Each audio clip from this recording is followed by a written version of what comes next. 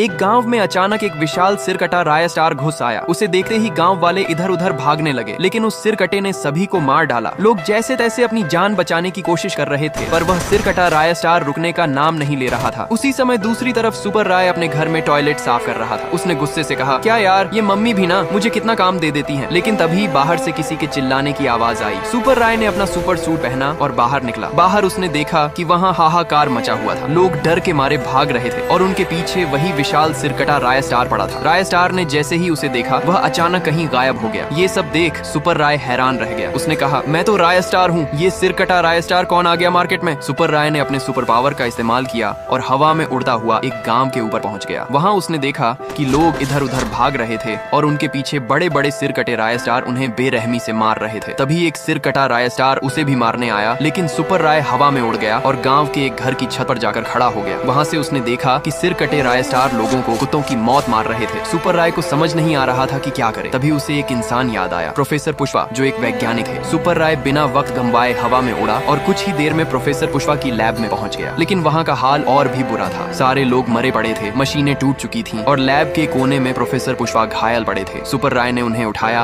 और फौरन अस्पताल ले गया। अस्पताल में डॉक्टरों ने प्रोफेसर का इलाज किया और कुछ देर बाद वे होश में आए। सुपर राय ने पूछा, पुष्पा, आपकी लैब में क्या हुआ? सारे लोग कैसे मर गए? प्रोफेसर ने गहरी सांस लेते हुए कहा, राय स्टार, मुझसे बहुत बड़ी गलती हो गई। फिर उन्होंने पूरी कहानी बताई। कुछ दिन पहले की बात है, मैं लैब में अकेला बैठा कुछ काम कर रहा था। तभी मेरा नौकर तुंग तुंग लाल मेरे पास आया और बोला, बॉस बॉस, मेरे पास आपके लिए एक खुशखबरी है। मेरे पूछने पर उसने बताया कि राजनगर नाम का एक गाँव है जहाँ एक बड़ा सूखा जंगल था, लेकिन कल रात अचानक वह सूखे से हरा भरा हो गया। ये सुनते ही मैं हैरान रह गया और उस जंगल को देखने का फैसला किया। सुबह मैं और मेरा नौकर तुंग तुंग लाल उस जंगल में गए और पेड़ों पर प्रयोग करने लगे। तभी हम दोनों को एक अजीब सा पौधा दिखा। हम उसे देख ही रहे थे कि तुंग तुंग लाल ने उसे खा लिया। उसे खाते ही तुंग तुंग लाल एक सफेद पेड़ में बदल गया और उसके अंदर से एक विशाल राय स्टार निकला, लेकिन उसका सिर कटा हुआ था। वह हवा में उड़ता हुआ वहाँ से गायब हो गया। ये सुनकर सुपर राय हैरान रह गया। उसने कहा, जो हो गया सो हो गया, अब इसे ठीक कैसे करना है ये बताइए? प्रोफेसर पुष्पा ने कहा, इसके लिए तुम्हें उनमें से एक सिर कटे राय स्टार को पकड़ कर लाना होगा। सुपर राय बिना देर किए गांव पहुंच गया। वहां सिर कटे राय स्टार